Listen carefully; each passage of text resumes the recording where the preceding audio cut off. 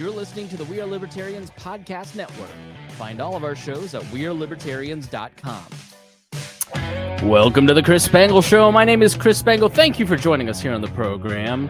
Before we start, I want to thank all the members of Wall Plus, our Patreon, which you can visit at joinwallplus.com. That's WAL. You're going to learn about all the great benefits of subscribing. You're going to get access to the bonus show every Wednesday night, our weekly show just for patrons, access to the complete archives of the show, ad-free episodes, and you'll be supporting this great program where you're going to learn a lot. We want to especially thank our $100 a month members, Vincent Peichel, Lars Nordskog, Jake Edel, Matthew Durbin, Reinhold, Christy Avery, and Jason Doolittle. Thank you for subscribing to this podcast. We have a great conversation today.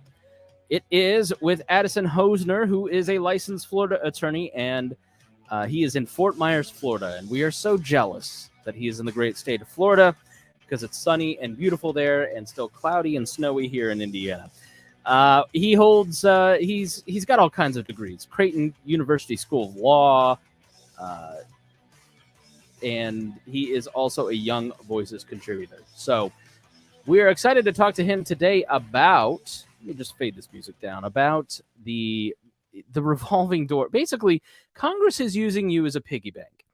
And there is a lot of insider trading happening in Congress. And it is bipartisan. By no means. Greed does not end with just one party or another.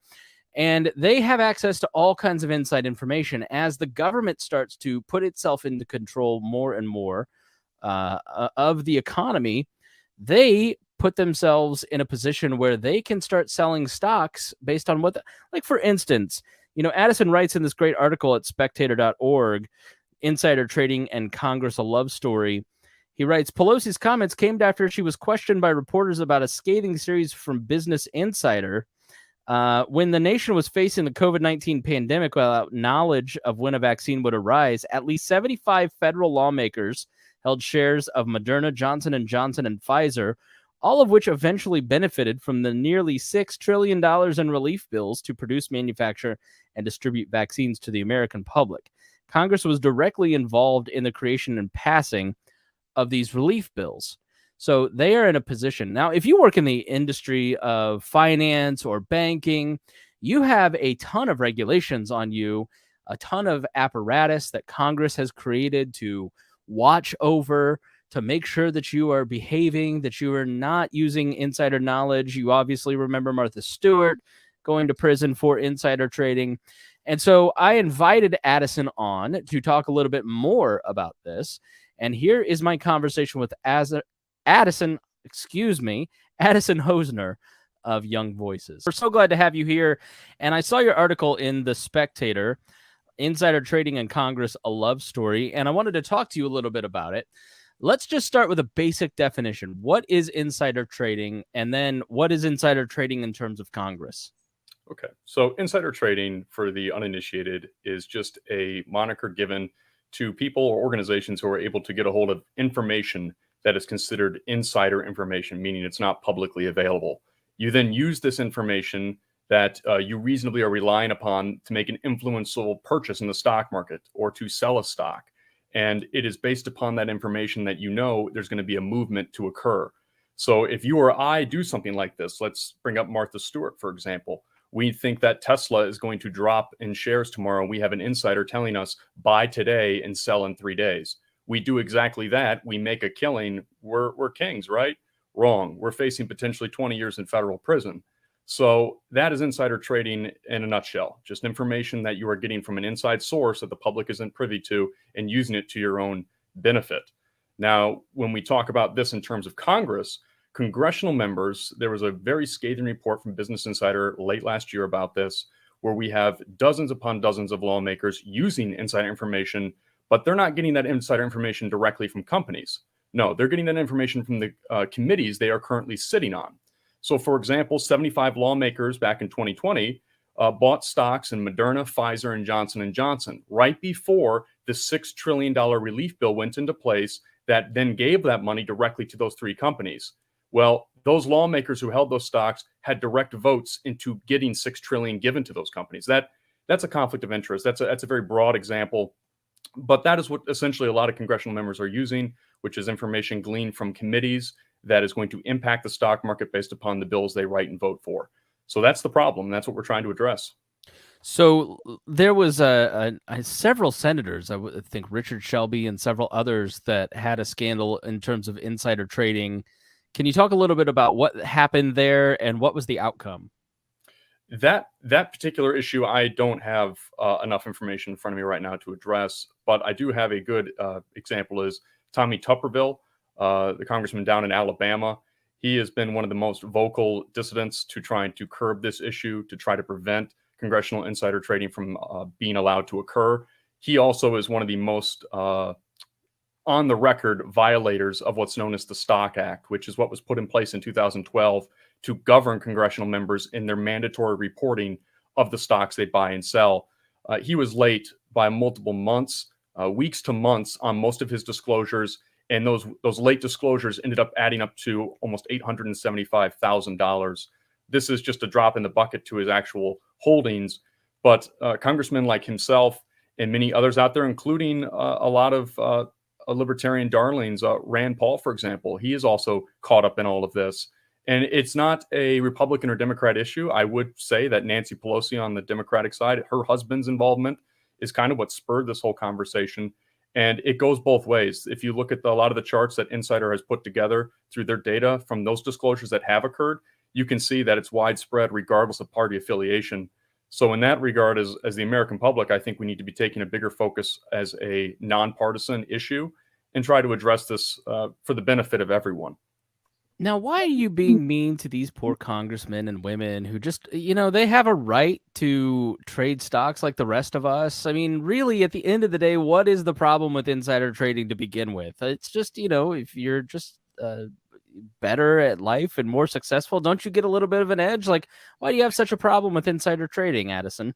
Yeah, it's the American exceptionalism. I just so have it better than you. All animals are equal except for other, whatever the quote is. Yeah, we're all equal except some of us are more equal. Right. George Orwell.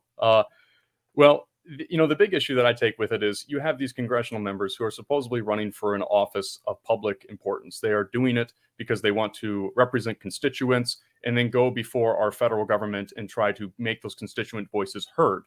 Well, I can say as a voter of many different counties, since I've moved around Florida in my life, I feel as if my congressman who is going to DC joins a committee and then uses information on that committee to then personally profit, then goes on congressional floor the very next day and votes against a bill that would probably help me as a citizen or the constituents in my community, all because that negative vote would pocket them more money when eventually their stock option comes due and they can sell it for a premium.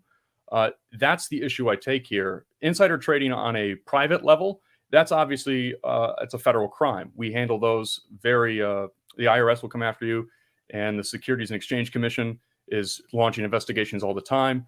But when it comes to Congress, we think about who regulates these people, who is watching the watchmen in this regard. And it's the SEC and the Department of Justice who would have to come after these congressional members. Well, the SEC and the Department of Justice gets their funding based upon budgets voted on by Congress. So there's a constant conflict of interest here of how do we govern this? How do we regulate it? And we just want to make sure that the public positions of trust, which is our congressmen, this also extends to the judiciary, our judges. We want people to be in those positions because they want to help the American public. They want to advance our society in that regard. We'd like to believe in truth and justice. But if you allow this type of insider trading to fester, I believe you're going to get more Tommy Tubervilles who want to get in there because they realize, well, hey, the public likes me. I can get in here and then manipulate my information for my personal gain. All the while, my public is going to be unbeknownst to it and still groveling amongst the swill with the normal people, with their normal information, losing hundreds of thousands on the stock market every day, like so many do. So that's my main issue with it. Yeah, it seems to contribute to the moral decline. I mean, I'm not under any illusion that politics was ever some bastion of morality. But I think in terms of the public, our standards for politicians are shrinking along with our respect. This just erodes trust in our Congress and in the federal government, doesn't it? Yeah, and that trust has been declining rapidly. I forgot the exact figures, but in the early 1920s, the Pew, their research had done the first ever polls of trying to figure out what the trust in government levels were. And back then they weren't exceptional, but they weren't below 50%. And the most recent one that was conducted just, I think, a year or two ago, public trust of government officials, primarily Congress, was under 30%. That's not good. That clearly is telling you that it's not even a partisan issue, because if it was, it'd be 49-51 or something. But no, it's below 30%. And that tells us that we don't trust government officials, whether they're on our political affiliation or not. And that's problematic for multiple reasons. And furthermore, how are we to develop a government? How are we going to propose amendments to state constitutions or legislatures when we can't even realize the ulterior motive of the people doing those things? We want to be able to trust them.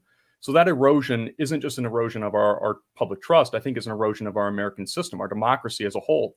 And let those type of issues fester. This is just stocks. This is just insider trading with stocks. What about issues that are much grander than this, that have direct impact on public health or public safety? And you begin to allow these things to kind of slip through the cracks. By the time you take notice, if you've waited too long, it's a little too late to patch the crack. Now you have a hole. So this is one of those things. I think it's more prudent for us to try to address this now than try to let it to continue. So with this upcoming midterm, it'd be a good time to kind of make your voices known. Yeah, I led the witness a little bit. I think you mentioned on another podcast that I listened to that the Gallup poll that you mentioned was like in the 1950s, early 50s, and it was 86% trust in government, and now it's down, below 20%, I think. But I think a lot of people kind of feel hopeless with this stuff. They feel that they have no real ability to rein these sorts of things in. I don't believe that. I'm a firm believer in representative democracy, and how many of you saying that have shown up to a city council meeting lately? And if you did, you'd probably make a big difference. I mean, so when you talk about this upcoming midterms, like, how do you fix this? How do you approach this? This isn't inflation or Ukraine or something that's on top of mind, but obviously it's important. So how can we fix something that's not in people's top three?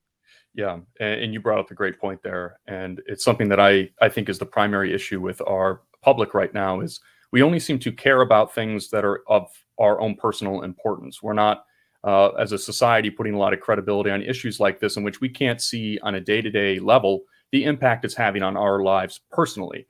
So that personal involvement, you remove that, you detach that from your average voter who doesn't really look into these type of things, who doesn't want to go beyond what's being told to them on either mainstream media networks or what they find their uncle posting on Facebook. And let's be real, many people get their news from social media, and those sources are unvetted. So without that personal importance, how do I convince Bob in South Fort Myers, Florida, that his congressman has been pocketing hundreds of thousands of dollars off his vote? Meanwhile, he hasn't received any type of assistance when it comes to zoning for his business, for example. Those type of bills are getting pushed and pushed. It's just one of those tough questions, Chris, where do we find that balance of political importance that also seems to align with the public's care? And, we're seeing that kind of firsthand right now with the sanctions with Ukraine. It's having impacts now at our gas pumps. It's having impacts potentially on other prices. So now there's going to be a direct impact to, hey, I don't know if I like these policies. It's impacting my personal day-to-day.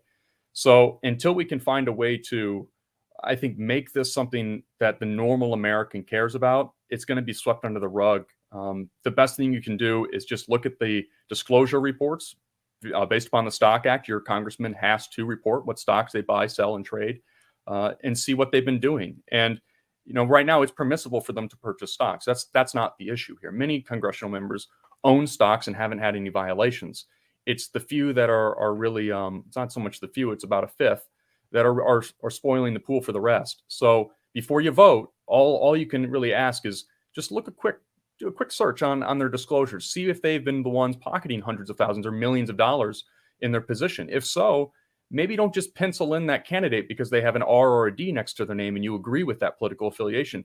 Question it and maybe look into another option. If not, just vote independent. But by just giving votes to these people, and they'll see it, especially now that this has been something of the public conscience over the last year or so, they'll see it come voting time that if they're still getting those votes, well, why should they change? Why should they care? It's clearly not something the public cares about. So the best way we honestly can make our voice known is the voting booth. And I know, like you said, people think that doesn't make an impact, but I promise you it does, especially when you show up in numbers. It's the last consequence that we have. I mean, when you look at 2008, when you look at Iraq, nobody went to jail. When you look at 2008, nobody went to jail. When you look at the lack of testing, nobody went to jail. When you look at lockdown, like until people are held accountable, they don't change their behaviors. And politicians are on too long of a leash, and the elections are our last ability. And that's part of the reason that people want to erode the faith in elections on either side, is that they don't want you to think that you can hold them accountable, because the second there's no accountability, they can, just pick the pocketbooks and feed a public trough like crazy. You mentioned the Stock Act, and this kind of drove me crazy. This is, I'm big on consequences. I'm big on accountability. I've got a 3-year-old in my house that I'm trying to teach to not behave like a congressman. And so consequences are important. And when I look at the Stop Trading on Congressional Knowledge Act that was passed in 2012, great name, it doesn't sound like there's any consequences in it. So can that really be effective? Like, can you tell us a little bit more about this? Yeah. So the Stock Act, which was, as you said, was brought up in 2012, that was its initial introduction. And it's meant to provide safeguards for congressional members who buy stocks. They have to disclose those stock or options even, which for the uninitiated, an option is basically gambling in the stock market. You're buying the option to purchase a stock based upon a price that will either go up or go down in the future. That's where the big money's at. And that's where a lot of insider trading in Congress is occurring. But I digress. It was put into place so these disclosures of those options and stock sales or purchases would have to be made within usually every quarter or every few weeks. But there's deadlines that have been set. And if you violate those deadlines, well, there were to be penalties. And those penalties were to range based upon either the value or the delay that you made. But in actuality, what we've been seeing is slap on the wrist fines, nowhere between $200 and $250. These fines and the accountability. Wait a minute, my government gives me speeding tickets more than that.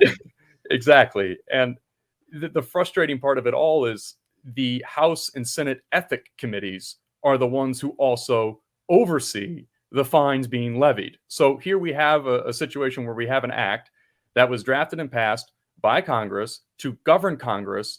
And now the arbiters who govern the act are members of Congress punishing other members of Congress. Meanwhile, all these members of Congress are wrapped up in this. So it is and that was the problem with Shelby and some of these other folks, like a couple years ago in the middle of, for insider trading, they received no penalties. No, I don't believe they really got off scot-free. It's Bob Menendez who's suffered probably the most dire consequences for this kind of stuff, and he's still there.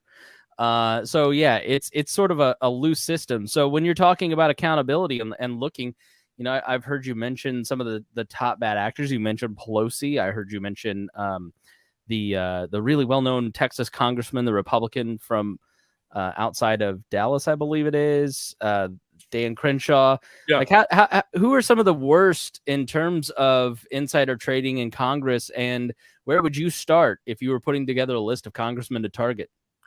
It's funny you mentioned a list. I have, and actually I wrote them down, the top 5 big violators here. We love, I've got my Dave Letterman top 10 list book right over here. Yeah. So let's do our top 5 here at least. And so the top 5 are Austin Scott's number 1. He leads the way.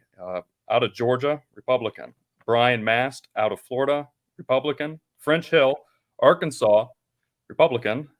John Curtis, Utah, Republican. Dan Crenshaw, Texas, Republican. And then closely followed by Dan Crenshaw is the first Democrat on the list of violators, which was Nancy Pelosi. She leads the way for all Democrats. However, while it sounds like, you have the top 6 or so being Republican, if you look at the list, shortly after that, it becomes blue, multiple in a row. Right. Pelosi's name is just so, it's what leads all the headlines lately, because her husband is incredibly wealthy and probably has a tremendous amount of stocks, right? Yeah. And I believe I just saw a report. It was just very recently, they purchased another multi-million dollars in shares of Tesla.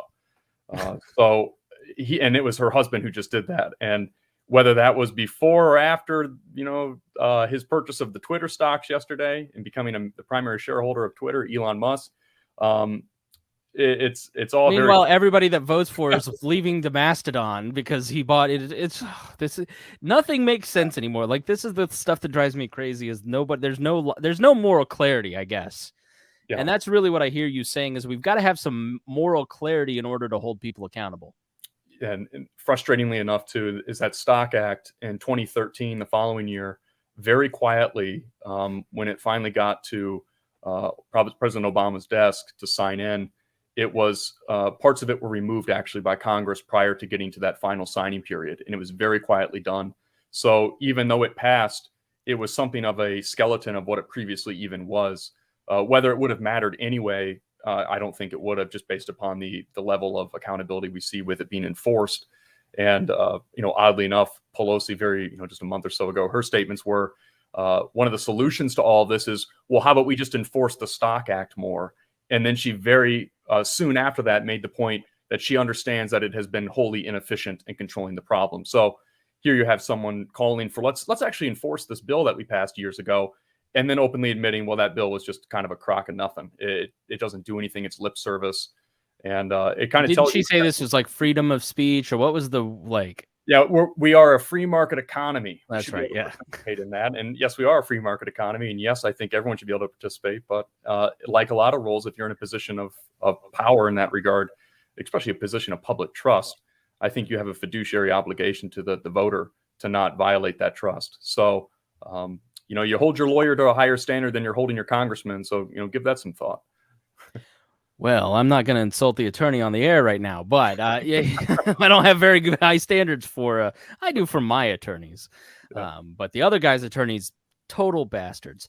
All right, Addison Hosner, where can people follow you if they want to get in touch, ask you more, or read more about this subject? And you write about a lot of different things, don't you? Yeah. I'm usually all across the board. It's basically anything that has a federal impact and anything that's impacting what I think is an attack on a freer and more just society. I think it's something we should be, identifying not just as a partisan type country, but I look at everything, try to be as nonpartisan and objective about these issues as I think that's what you owe the American public in that regard. But if you'd like to hear more or follow me, you can go on the Young Voices website and you'll find me under a talent page there with a link to everything I've done as of late. And then, of course, you can go on Twitter. I don't tweet much. I think there's already too much noise on the internet. But occasionally I'll say something, and you can follow me at just Hosner, A Hosner.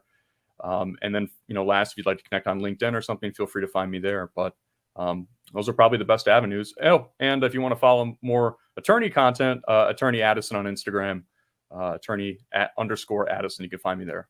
But thanks for letting me pitch all that. Absolutely. That's what we're here for. We are the noise on the internet. We're here to help folks like you who think that, hey, we're clogging the internet with all kinds of tweets. We're happy to throw you in on there as well. So Thank you so much, Addison, for joining us. We really appreciate it. Thank you, Chris. I appreciate it.